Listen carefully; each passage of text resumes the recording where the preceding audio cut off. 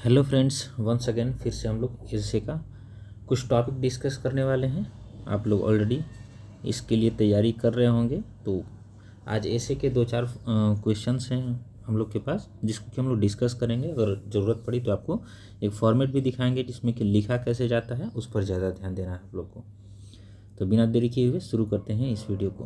पहले से आप लोग जुड़े हुए हैं, पिछले वीडियो को देखते रहिए और भी कुछ अपनी तैयारी करते रहिए, ताकि आप 71वीं बीपीएससी का जो मेंस है उसमें और 72वीं का जो पीटी और मेंस है उसमें भी आपके लिए हेल्पफुल रहेगा। चलिए देख लेते हैं। जैसे अगर आप लोग को पता होगा पहले से ही कि एसे को हम लोग 3 खंड में पढ़ते हैं, तो उस 3 खंड का ये पहला एसे है। और पहला एसे जब भी लिखिएगा तो आपके पास 4 ऑप्शन दिए जाते हैं। तो इन चारों ऑप्शंस में से सबसे पहला काम जो हम लोग का होता है कि कोई एक एसे सेलेक्ट कर लेना। ये पहली जिम्मेदारी है, क्योंकि अगर आप चारों ही लिख सकते हैं या फिर हो सकता है कोई एक लिख पाएँ या 2 लिख पाएँ, तो आपका सबसे पहला काम है कि उस एसे को सेलेक्ट कर लेना। अगर आप चारों में से कोई एक एसे सेलेक्ट करते हैं जो आपको लगे कि हम उस पर बेस्ट लिख सकते हैं, तो आप उसी को लिखिए, क्योंकि अगर आप अपना बेस्ट दे रहे हैं तभी आपको यहाँ पे बढ़िया और अच्छे अंक मिल पाएंगे। उसमें भी चलिए देखते हैं। सबसे पहला इसमें जैसे देखिए लिखा हुआ, खेल, रक्षा और विज्ञान में महिलाओं की उभरती उपस्थिति। यानी सीधा सा बात है, ये टॉपिक चलेगा किस पे? महिलाओं की भूमिका पर, और वो भी कौन कौन से सेक्टर में? तो खेल में, रक्षा में और विज्ञान में। तो इसको अगर आप इजीली चाहें तो GS 1 और 2 की हेल्प से इसमें लिख सकते हैं, क्योंकि इसमें देखिए आपको चाहिए क्या? डेटा, नाम और कुछ ऐसे उदाहरण जो कि वर्तमान में चर्चित हों, और एंशिएंट से भी आप जा सकते हैं, वहाँ से लेकर के वर्तमान तक इसको लिख सकते हैं। तो इन सब चीज़ों का आप रिलेट कर सकते हैं। अब जैसे इसको लिखना हो तो आपके लिए एक फॉर्मेट बता देता हूँ। जैसे महिलाओं की अगर उभरती भूमिका लिखनी है तो एक कोटेशन आप ऐड कर लीजिए इसमें, उस कोटेशन के थ्रू इसको स्टार्ट कर लीजिए। या फिर कोई अगर आपको कहानी याद आ रही हो, या फिर कोई इवेंट, या फिर कोई घटना, या फिर कुछ भी ऐसा जो कि इससे रिलेवेंट है, तो आप उसको फर्स्टली पुट डाउन करिए। उसके बाद जैसे ही इसको लिखिएगा, फिर आप शुरू करिए कि महिलाओं की भूमिका आखिर समाज में है क्या। तो आप इसको जब भी शुरू करिएगा एंशिएंट हिस्ट्री से स्टार्ट करिएगा, क्योंकि एंशिएंट हिस्ट्री में भी हम लोग देखते हैं, एक सिर्फ ऋग्वैदिक काल को हम लोग छोड़ दें तो बाकी सभी कालों में देखा जाए तो महिलाओं की स्थिति लगभग दयनीय रही है। तो ये हम लोग देख सकते हैं। उसके बाद फिर वही मुगल काल वाला मिडेवल हिस्ट्री की बात आप थोड़ा सा वहाँ से दिखा सकते हैं। और फिर अगर मॉडर्न हिस्ट्री में आते हैं तो वहाँ आप देख सकते हैं कि महिलाओं की स्थिति दयनीय से थोड़ी बेहतर होनी शुरू हो गई थी। तो थोड़ी कहीं ना कहीं अगर इसमें सहभागिता और योगदान बढ़ा है तो वो हम देख सकते हैं। तो वही चीज़ अब आगे वर्तमान में आकर के फिर इसकी वर्तमान प्रासंगिकता आप दिखाएंगे। वर्तमान प्रासंगिकता जब दिखाना शुरू करेंगे तो उसमें आपको अलग अलग एग्जाम्पल देने होंगे। जैसे सेक्टर वाइज 3 चीज़ बांटा है, तो आपको उसमें तीनों पर ध्यान रखना होगा। पहला तो खेल, रक्षा और विज्ञान। आप बहुत सारे इसके व्यापक आयाम दिखाइएगा कि हाँ, महिलाओं की भूमिका जो है समाज में बहुत सारे आयामों में दिखाई देती है, चाहे वो लोकतंत्र में हो, राजनीति में हो, खेल में हो, रक्षा में हो, या फिर अंतरिक्ष सेक्टर में, या फिर साइंस एंड टेक में अपनी भूमिका निभाने में हो, जिसका हम लोग अहम योगदान देख सकते हैं कि यह भारतीय विकास के साथ साथ अब वैश्विक विकास में भी अपनी अहम भूमिका निभा रहा है। अब जैसे खेल की बात कर लें तो खेल में आपको करना क्या है, देखिए वो समझ लीजिए। क्योंकि खेल जब भी लिखना आप शुरू करिएगा तो उसमें पहला बात कि आपके पास नाम होने चाहिए, यानी कि नाम याद कर लीजिए। और उनका अगर सेक्टर याद है तो ये और ज़्यादा अच्छा है। फॉर एग्ज़ाम्पल अगर आप देखना चाहें तो जैसे मैरी कॉम की बात कर लें तो ये खेल से ही संबंधित हैं, बॉक्सिंग करती हैं, पता ही होगा, और ये वर्ल्ड चैम्पियन भी रह चुकी हैं। तो आप इस तरह के उदाहरण जो हैं वो लिखिए, और इससे होगा क्या कि एक इम्पैक्ट दिखेगा। जैसे अभी क्रिकेट देख लीजिए, तो क्रिकेट कहीं ना कहीं वर्ल्ड वाइड पॉपुलर है। तो वर्ल्ड वाइड पॉपुलर होने की वजह से आप इसका भी उदाहरण दे सकते हैं। कुछ एक नाम ले लीजिए, और जिनके द्वारा कुछ रिकॉर्ड्स या फिर कुछ अवार्ड जीते गए हों उनका नाम ले दीजिए। तो इस वजह से आप इसको क्या कर सकते हैं, और भी बेहतर बना सकते हैं। उसी तरह से अगर रक्षा के क्षेत्र में जाते हैं तो आप सिक्योरिटी वाले पर्पस में देख सकते हैं। ये राष्ट्रीय भी हो सकता है, अंतर्राष्ट्रीय भी हो सकता है। तो वहाँ पे भी कुछ नाम के साथ उनका सेक्टर, अगर उनके कुछ अचीवमेंट हैं तो आप उनको दिखा सकते हैं। जैसे अगर फॉर एग्जांपल हम कहें कि कोई IPS का नाम बताइए जो कि बहुत बेहतर कार्य किया हो उन्होंने, तो आप नॉर्मली श्रीमती किरण बेदी जी का नाम बता सकते हैं। उनके द्वारा कई ऐसे कार्य या अचीवमेंट्स हैं जो कि आप इजीली दिखा सकते हैं।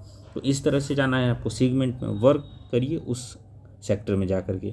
उसी तरह से साइंस एंड टेक की बात की जाए, इसमें कई सारे अवार्डेड महिलाएं हैं जो कि दिखा सकते हैं आप उदाहरण के तौर पे। जैसे नोबेल प्राइज़ विजेता मैरी क्यूरी हैं, उनको भी दिखा सकते हैं। तो उन्होंने कहीं ना कहीं साइंस एंड टेक में बहुत सारे बदलाव भी किए हुए हैं, तो आप उसको देख सकते हैं। इसी तरह से आप अलग अलग सेक्टर में महिलाओं की उभरती भूमिका दिखाइए। जब इतना भूमिका आप दिखा लेंगे, चाहे वो खेल हो, रक्षा हो और विज्ञान हो, और इसके बाद जब आप दिखाना शुरू करेंगे तो आपकी पहली प्राथमिकता होनी चाहिए अब इसमें कि उसमें कुछ चुनौतियां भी दिखाइए। क्योंकि देखिए, आप महिलाओं की उभरती भूमिका तो दिखा रहे हैं, और समाज में हम ये जानते हैं कि अभी हर जगह महिलाओं की भूमिका जो है वो बेहतर नहीं है। तो जब बेहतर नहीं है तो कुछ चुनौतियाँ होंगी, तो उन चुनौतियों को क्या करना है, आपको पॉइंट आउट करना है। और जैसे ही आप चुनौतियों को पॉइंट आउट करेंगे, जैसे अवसंरचनात्मक कमी है, सुरक्षा की कमी है, या फिर कोई सामान है उस का नेसेसरी है, तो आप वो देख सकते हैं। तो इन सब चीज़ों को दिखाइए और उसके बाद इसका समाधान भी बताइए कि कुछ राष्ट्रीय स्तर पर, कुछ अंतर्राष्ट्रीय स्तर पर, या फिर कुछ बिहार सरकार के द्वारा जो भी योजनाएं चलाई गई हैं, तो आप उसका प्रयोग जो है इसमें कर सकते हैं। तो इससे होगा क्या कि आप एक ऐसे का फॉर्मेट तैयार कर रहे हैं, क्योंकि यही एक बेहतर तरीका है लिखने का। डेटा आप इसमें पुट करते रहें, एग्जाम्पल्स दिखाते रहें, लेटेस्ट डेटा जितने होंगे उसको भी दिखाइए, और इस तरह जा कर के आप अपने ऐसे को एक कंप्लीट ऐसे बनाइएगा। यानी कि आप उसको एनसीईआरटी से शुरू किए, वर्तमान प्रासंगिकता में खेल, रक्षा और विज्ञान में महिलाओं की उभरती जो उपस्थिति है विथ नेम सेक्टर, हर चीज़ आप दर्शाए हुए हैं डेटा के साथ। उसके बाद बेहतर बनाने के लिए अपने ऐसे को थोड़ी चुनौतियाँ आपको दिखानी पड़ेंगी, कुछ अवसंरचनात्मक जो बाधाएं हैं उसको आपको उकेरना होगा अपने ऐसे में। क्योंकि अगर ऐसे में बिना चुनौतियों के लिख रहे हैं तो महिलाएं जो हैं कई बार समाज में पितृसत्तात्मक सोच, बाहरी कार्यस्थलों पर यौन हिंसा, या फिर कई तरह की चुनौतियां हैं उनके सामने जिनका वो शोषण हो, उनका शोषण किया जा रहा है इसको लेकर के। तो आप उस चीज़ को चेंज करिए, चुनौतियां बताइए, और समाधान में खास करके राष्ट्रीय स्तर पर जो भी उनके लिए योजनाएं चलाई जा रही हैं, जैसे शुरू किया गया था बेटी बचाओ बेटी पढ़ाओ से, तो वहाँ से शुरू करके आप एक एक सेगमेंट उनका पकड़िए। बिहार में आइए, जैसे जीविका योजना है, या फिर मुख्यमंत्री उत्थान उद्यमी योजना है, मतलब बहुत सारी योजनाएं हैं। तो उनके माध्यम से आप दिखाइए कि कहीं ना कहीं एक सेगमेंट डाला गया है जिससे कि महिलाओं की स्थिति जो है वो बेहतर बन रही है अब समाज में, और ये समाज का प्रतिनिधित्व कर रही हैं। क्योंकि लगभग दुनिया की आधी आबादी का रिप्रेजेंटेटिव हैं ये, तो इनको भी मुख्य धारा से जोड़ना अति आवश्यक हो गया है। और अगर इनकी सुरक्षा की बात की जाएगी तो हमारे यहाँ न्यायालय, फास्ट ट्रैक कोर्ट, बहुत सारी व्यवस्थाएँ, डायल 112, इस तरह की कई सारी सुविधाएँ दी गई हैं जिससे कि महिलाएं अब समाज में सुरक्षित महसूस करती हैं और अपने कार्यों से बेहतर विकास के मार्ग का रास्ता प्रशस्त करेंगी। न सिर्फ बिहार का बल्कि राष्ट्रीय स्तर पर भी भारत का नाम अंतर्राष्ट्रीय स्तर पर और विश्व मंचों पर भी बेहतर तरीके से दिखाई देगा। तो ये एक तरीका है जिससे कि आप ऐसे को लिख सकते हैं। तो आई होप ईजिली आप लोग समझ पाए होंगे कि क्या हमको करना है। तो इस तरह से ही चीज़ों को लिखा जा सकता है। अब जैसे देखिए एक दूसरा ऐसे भी है इसमें, उसको भी समझ लीजिए। क्योंकि देखिए ऐसे अगर आप समझ पा रहे हैं तभी आप बेहतर लिख पाएंगे। तो अगर पहला हमने कर लिया है, उसके बाद दूसरा भी है, हर भटकने वाला खोया हुआ नहीं होता है। अब ये देखिए थोड़ा सा इथिकल टाइप का ऐसे है, ठीक है। तो इसमें डेटा देना है लेकिन उतना नहीं देना है, क्योंकि हमको थोड़ा सा इथिकल इसमें रहना होगा। क्योंकि हर भटकने वाला खोया हुआ नहीं होता। कहने का सेंस इसका ये है कि हर वो व्यक्ति जो भटक जाए, ज़रूरी नहीं है कि वो खो ही जाता है। हो सकता है कि वह कुछ खोजने के लिए या फिर आत्ममंथन या आत्मचिंतन करने के लिए रास्ता भटक गया, या फिर उस खोज में आपको लग रहा हो कि वो रास्ता भटक गया। फॉर एग्जांपल अगर आपको लगे, महात्मा गांधी जी का हम लोग उदाहरण समझ लेते हैं, इजीली समझ में आ जाएगा। या फिर आप महात्मा बुद्ध की बात कर लें तो इनकी भी बात आप सोच सकते हैं कि कहीं ना कहीं जब इनके द्वारा प्रारंभ किए गए थे कार्य, तो लोगों को लगता था कि ये राह भटक गए हैं, घर छोड़ दिए हैं, या फिर कुछ ऐसा कार्य कर रहे हैं जो कि समाज में कहीं ना कहीं उस चीज़ की अभी ज़रूरत नहीं थी। तो उस चीज़ों को बढ़ावा दे करके इन्होंने क्या किया, सर्वप्रथम आत्ममंथन किया। आत्ममंथन करके स्वयं को जाना, क्योंकि जब स्वयं आप बेहतर हो सकते हैं तभी आप समाज में कुछ सकारात्मक परिवर्तन लाएंगे। तो समाज में बेहतर परिवर्तन लाने के लिए आप स्वयं को बेहतर करिए, यही एक तरीका है। तो इन्होंने क्या किया, पहले स्वयं पर कार्य किया, उसके बाद समाज से जुड़ाव किया, और समाज से जुड़ाव के बाद ही समाज में एक व्यापक और क्रांतिकारी परिवर्तन लाया। ये आप देख सकते हैं, ठीक है। तो आप इजीली इस चीज़ को समझ सकते हैं कि हर भटकने वाला खोया हुआ नहीं होता। तो आप इसके लिखना हो तो आप वैसे ही जैसे आपको बताया है, कोई कोटेशन या फिर कोई कहानी, निबंध या कोई इवेंट या फिर कोई हिस्ट्री की ऐसी घटना जो आपको लगे कि इससे संबंधित है, आप उदाहरण दे करके इंट्रो स्टार्ट कर सकते हैं। और जैसे ही स्टार्ट करेंगे फिर आपको करना क्या है, तो इस ऐसे को पक्ष में और विपक्ष में दोनों तरीके से लिखा जा सकता है। जैसे पक्ष में कुछ आप अपना आर्ग्यूमेंट देंगे, तर्क देंगे, लिखेंगे और लिख के समझाएंगे कि हाँ, हर भटकने वाला जो व्यक्ति होता है वह खोया हुआ नहीं होता है, वह सही मार्ग पकड़ करके स्वयं में बदलाव करके आत्ममंथन से और समाज में बेहतर सेवा कर सकता है। और अगर आप नकारात्मक सेक्टर में जाते हैं तो आपको दिखाना होगा कि हर भटकने वाला खोया हुआ नहीं होता, ये हर बार सही नहीं होता, क्योंकि कई बार बहुत पढ़े लिखे व्यक्ति भी अगर भटक जाते हैं राह को, या फिर उन्हें गलत शिक्षा या फिर कुछ ऐसी मनगढ़ंत चीज़ें सुना करके उन्हें समाज के विपरीत कर दिया जाता है, जिससे कि वे समाज का ही अहित करने लगते हैं। जैसे ओसामा बिन लादेन की बात कर लीजिए आप, या फिर अजमल कसाब की बात कर लीजिए, या फिर पहलगाम आतंकी हमले की बात कर लीजिए, या दिल्ली हमला जो हुआ था उसकी बात कर लीजिए। तो कई सारी आपकी घटनाएं देखने को मिल जाएंगी जो कहीं न कहीं दिखाता है कि एक नकारात्मक मानसिकता जो है वो घर कर गई है उनके दिमाग में। तो सीधी सी बात है कि हर भटकने वाला खोया हुआ नहीं होता, यह भी नहीं हो सकता है, क्योंकि हो सकता है वह भटक करके किसी नकारात्मक वातावरण में उसका भरण पोषण हो, जिससे कि वह समाज में अराजकता और आक्रोश फैलाने का कार्य करें। तो हम दोनों चीज़ दिखाएंगे, पॉजिटिव ज़्यादा दिखाना है, नेगेटिव कम दिखाना है। और जब लास्ट इस ऐसे को कंप्लीट करेंगे तो उसमें एक बैलेंस अप्रोच रखना है आपको। बैलेंस अप्रोच क्या करना है, तो बैलेंस अप्रोच में आपको करना यही है कि बताना है कि हर भटकने वाला खोया हुआ नहीं होता। अगर जो भटक भी गए हैं तो उनको एक सकारात्मक, जैसे देखिए आप लोगों ने कहानी पढ़ी होगी, कौन सा, उंगली माल वाला पढ़े होंगे। तो उंगली माल क्या था, कहीं ना कहीं अपना राह भटक गया था। इसको महात्मा बुद्ध जी के द्वारा एक बेहतर शिक्षा दी गई, और जब इसको आत्मसात किया इसने, तब जाकर के इसने क्या किया, सही मार्ग का चयन किया और समाज में एक व्यापक परिवर्तन लाया। तो ये हम देख सकते हैं इस प्रकार। इस तरह से हम लोगों ने देखा कि किसी भी निबंध को देखिए पॉजिटिव नेगेटिव, यानी कि उसका सकारात्मक पक्ष, उसका नकारात्मक पक्ष, और एक बैलेंस अप्रोच जिसमें कि आप दिखा सकते हैं कि मानव का विकास जो है वो मानव के हित के लिए हुआ है और एक सकारात्मक विकास के लिए हुआ है। तो उसमें आप नैतिकता, शिष्टाचार और कुछ ऐसी नैतिक भावनाएं डालिए जिससे कि समाज जो है वो बेहतर तरीके से कार्य कर सके। उसमें नैतिकता होनी आवश्यक है। अब ये नहीं कि वो मोह माया भंग करके कुछ ऐसा कार्य करे जिससे कि समाज जो है वो गलत दिशा में जाए और साथ ही साथ वो स्वयं भी उस दलदल में फंसते चला जाए। तो वैसा नहीं करना है, बस वही चीज़ आपको इस ऐसे में दिखाना है। साथ में कुछ आपको कोटेशन ज़रूर आपको ऐड करने हैं इसमें, क्योंकि बिना कोटेशन, बिना डेटा, बिना इथिकल नॉलेज अगर आप इस ऐसे को लिख रहे हैं तो बिल्कुल भी ये ऐसे आपको नंबर नहीं देगा। और अगर आप इनका प्रयोग कर रहे हैं तो बिल्कुल भी आप 60 से 70 नंबर ईजीली आप ऐसे में टैकल कर सकते हैं। ठीक है, उसी तरह से अब तीसरा वाला भी देख लेते हैं। इसमें भी कुछ आप समझ लीजिए कि तीसरा ऐसे है क्या चीज़। तीसरा ऐसे भी आपको बता देते हैं है क्या।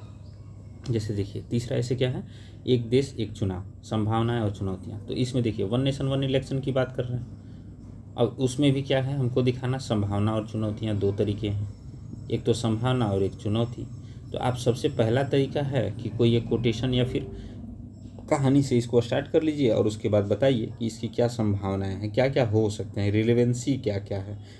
जैसे रामनाथ कोविंद समिति के बारे में आप लोग पढ़े होंगे तो बिल्कुल भी आप इसका जिक्र करिए इसमें। उसके बाद वित्त आयोग की कुछ सिफारिशें आई थी, आप उसका दिखाइए। उसके बाद कुछ चुनौतियां हैं, जैसे संवैधानिक प्रावधान में चेंज करना है, उसको दिखाइए। और उसके बाद फाइनली एक बैलेंस्ड अप्रोच से इसका कंक्लूजन करिए, ताकि इजीली लोग समझ सके कि हाँ देखिए वन नेशन वन इलेक्शन जो है वो समाज के लिए बेहतर है, या फिर भारत में अगर उसको हम लागू करते हैं तो वो कैसा कार्य करेगा। क्या इससे पहले भी कभी भारत में लागू हुआ था, या फिर वैश्विक स्थिति अगर आप देखें तो क्या विश्व में कहीं ऐसा हो रहा है, तो उसका प्रभाव समाज पर कैसा पड़ता है। उन सब चीज़ों को आप इसमें डील कर सकते हैं, ठीक है, ईजिली। उसके बाद एक चौथा ऐसे भी है, तो देख लीजिए चौथा ऐसे भी है जो, तो इसमें मुख्य रूप से ये दिखा क्या रहा है कि मानव को अंधेरे में रोशनी उसके विश्वास से मिलती है। तो ये भी देखिए थोड़ा सा इथिकल नॉलेज जाएगा। तो इसमें देखिए आपने जो देखा पहला, दूसरा, तीसरा और चौथा, तो इसमें दो आपको दिख रहे होंगे, पहला और तीसरा जो है कि थोड़ा सा डेटा बेस्ड रहेगा, और बाकी दूसरा और चौथा जो है वो इथिकल बेस्ड रहेगा। तो चौथा में क्या है, मानव को अंधेरे में रोशनी उसके विश्वास से मिलती है। अगर सेंस आप समझ पा रहे हैं तो ईजिली आप इसको लिख पाएंगे। जैसे अंधेरे में रोशनी, तो अंधेरे की बात यहाँ अंधकार या फिर अज्ञानता या फिर कुछ वैसे कार्य से है जो कि विमूढ़ कर्तव्यों से संबंधित है।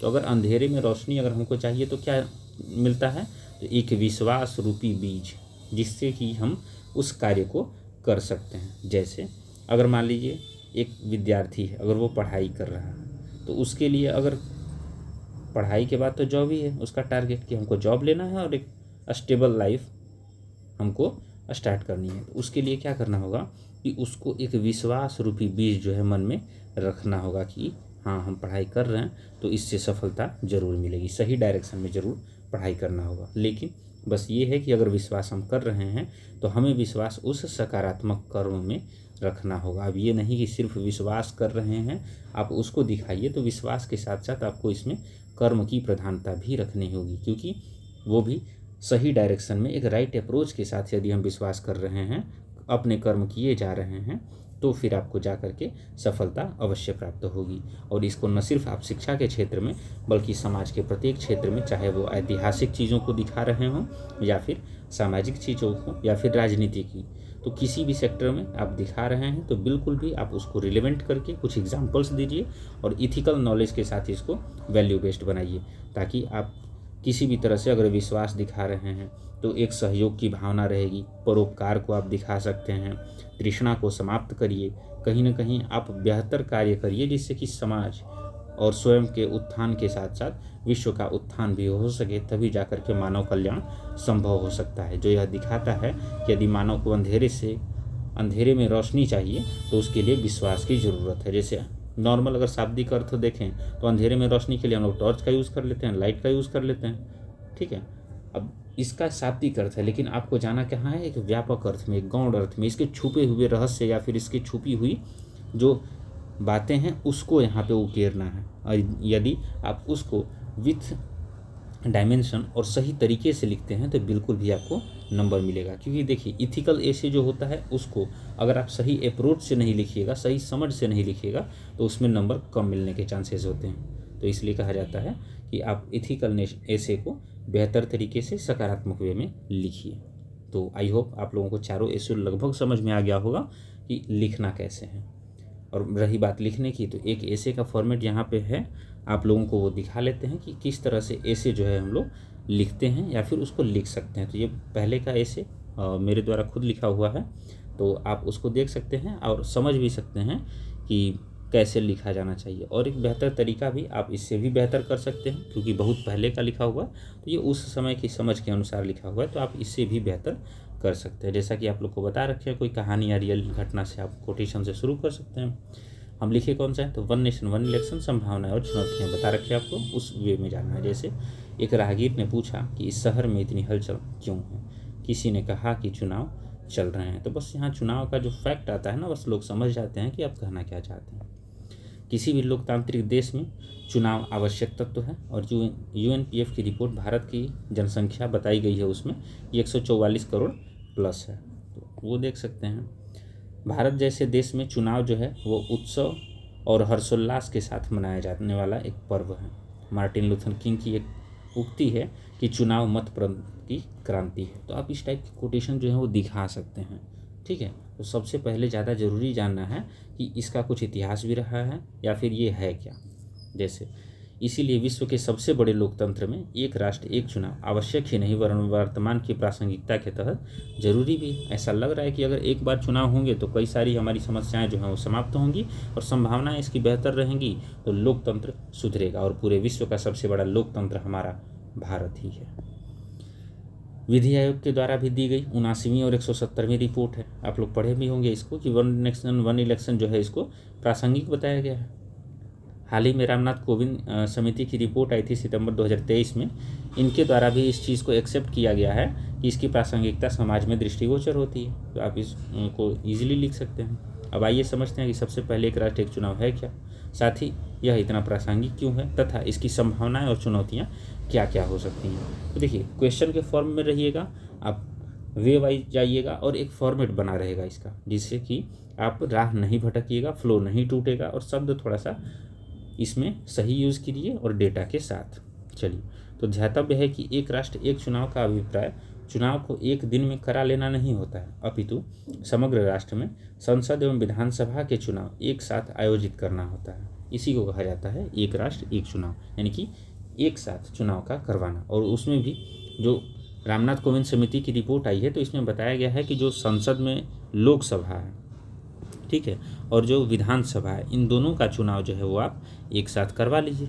एक साथ अगर चुनाव करवा रहे हैं तो उसका बहुत फ़ायदा भी होगा। इसलिए जैसे भारत जैसे इतने विशाल जनसंख्या को धारण करने वाले राष्ट्र में इसकी प्रासंगिकता अधिक बढ़ जाती है, क्योंकि इससे समय और खर्च दोनों की बचत भी होती है। प्रश्न यह उठता है कि क्या यह प्रथम बार है जब एक राष्ट्र एक चुनाव की प्रासंगिकता दिख रही है? तो जवाब नहीं हो, क्योंकि अगर हम पहले देखें, अपनी हिस्ट्री में जाते हैं तो वन नेशन वन इलेक्शन हमारे इतिहास में हो चुका है। जैसे 1951-52 में चुनाव शुरू हुआ था, फिर 1957, 1962, 1967, यानी कि यहाँ तक जो है एक राष्ट्र एक चुनाव ही होते रहा है भारत में। लेकिन उसके बाद जो है स्थितियाँ बदली, परिस्थितियाँ बदली, और फिर जाकर के कई जगह पर जब विधानसभाएं भंग होने लगी या फिर पार्टियां बदलने लगी, तब जाकर के ये पद्धति टूट गई। जैसे हालांकि 1969 में विधानसभा और 1970 में लोकसभा दोनों जगह इसकी नियमितता भंग हुई, इससे एक राष्ट्र एक चुनाव बाधित हो गया। साथ ही अब पहली बार पुनः जाकर के 1983 में फिर से इसकी अवधारणा पनपने लगी कि हाँ, फिर से एक बार हम लोग वन नेशन वन इलेक्शन की तरफ मूव करें। इसमें पुनः एक बार इसकी चर्चा हुई थी। आइए इसकी संभावनाओं की तरफ लेखनी का रुख करते हैं। तो ये सब एक कनेक्टिंग वर्ड है, आप इस तरह से यूज़ कर सकते हैं हर पैराग्राफ के पहले। तो कनेक्टिंग वर्ड्स आप बहुत सारे बना लीजिए अपने देख करके, कुछ वीडियोस भी आप देख सकते हैं, कुछ नोट्स भी हैं उससे भी देख सकते हैं। तो कुछ कनेक्टिंग वर्ड्स आपके पास होने चाहिए, कोटेशंस होने चाहिए, एक माइंड मैप होना चाहिए जिस पे कि आप लिख रहे हैं, तो उसके लिए फॉर्मेट बहुत ही ज़रूरी है। देखिए अब लिखे क्या है, तो आइए इसकी संभावनाओं की तरफ लेखनी का रुख करते हैं। क्योंकि देखिए प्रश्न में क्या पूछा था, संभावना दिखाइए और चुनौती, तो हमें संभावना दिखाना बहुत ही आवश्यक है। सर्वप्रथम हम एक राष्ट्र एक चुनाव के आयोजन से जनता की भागीदारी को बढ़ा सकते हैं। पहला चीज़ क्या हो गया कि जनता की भागीदारी बढ़ गई। लोगों के विकर्षण को कम कर सकते हैं। जैसे पिछला बार बिहार में केवल 56% मतदान हुआ था, और इस बार अभी जो मतदान हुआ था उसमें महिलाओं की भूमिका आप लोगों ने देखी होगी कि लगभग 71% से भी ज़्यादा हुई है। ये कहीं ना कहीं दिखा रहा है कि लोगों का जो है चुनाव में भूमिका दिख रही है।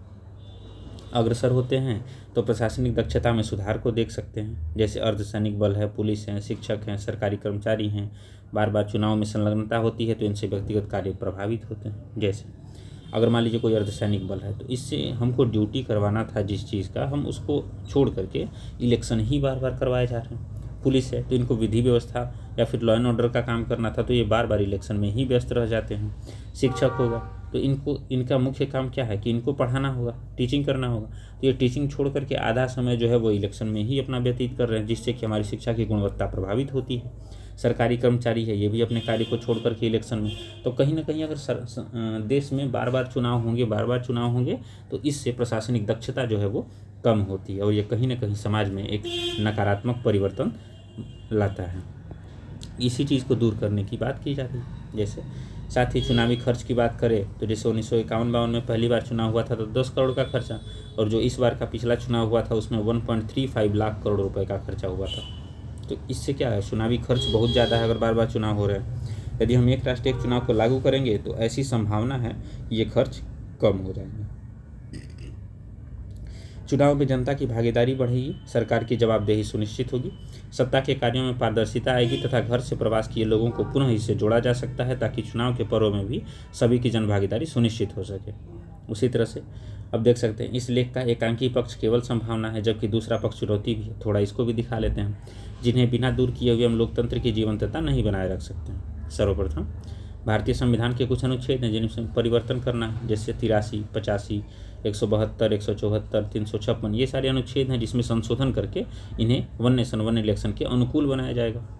IDFC का एक रिपोर्ट है जिसमें बताया गया है कि 77% संभावना है कि केंद्र की जो सरकार होगी वही राज्य में भी बन जाएगी, क्योंकि केंद्र के जो मुद्दे होंगे वो भी राज्य में ही चलेंगे, तो इस वजह से ये गैपिंग आपको दिख रहा है। सुप्रीम कोर्ट के न्यायाधीश BS चौहान जी के द्वारा कहा गया था एक बार कि भारत की वर्तमान प्रासंगिकता में इस चुनाव पद्धतियों का प्रयोग जो है वो व्यवहार्य नहीं है। तो ये बात इनके द्वारा कही गई है। न सिर्फ नीतियों का बल्कि लॉजिस्टिक्स की कमी है हमारे यहाँ, जैसे अभी 12 लाख EVM है जबकि आवश्यकता 24 लाख की है। VVPAT की कमी है, मानव संसाधन भी कम है, तो ऐसी चुनौतियाँ हमारे सामने खड़ी होगी। ऊपर से 5 वर्षों में एक बार अगर चुनाव होगा तो सरकार जनता के प्रति जवाबदेह कम हो जाएगी, पारदर्शिता की भी कमी होगी, बल्कि एक तानाशाही प्रवृत्ति की सरकार दिखने लगी है। इस प्रकार रेवड़ी संस्कृति को बढ़ावा तथा हॉर्स ट्रेडिंग की वृद्धि भी अनावश्यक रूप से बढ़ जाएगी, जो कि राष्ट्र के विकास के लिए सही नहीं होगा। यानी कि राष्ट्र के विकास लोकतंत्र में स्वस्थ चुनाव से ही होगा, जैसा कि भीमराव अंबेडकर जी के द्वारा बताया गया है।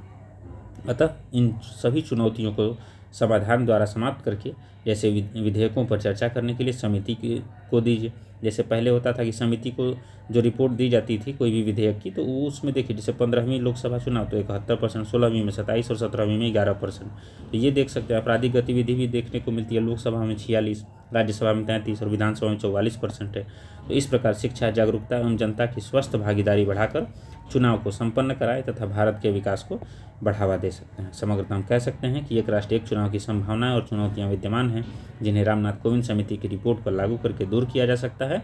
तभी गांधी जी के स्वप्न और एक देश एक चुनाव की संकल्पना सच साबित हो सकती है। अतः लोकतंत्र की जीवंतता, राष्ट्र की एकता, अखंडता और संप्रभुता को बढ़ाते हुए जनता का विश्वास पुनः एक बार बढ़ाने के लिए एक देश एक चुनाव को लागू करके बढ़ाया जा सकता है। अतः एक सशक्त, सक्षम, जीवंत, समृद्ध राष्ट्र का निर्माण करके 2047 तक विकसित भारत के लक्ष्य को प्राप्त किया जा सकता है।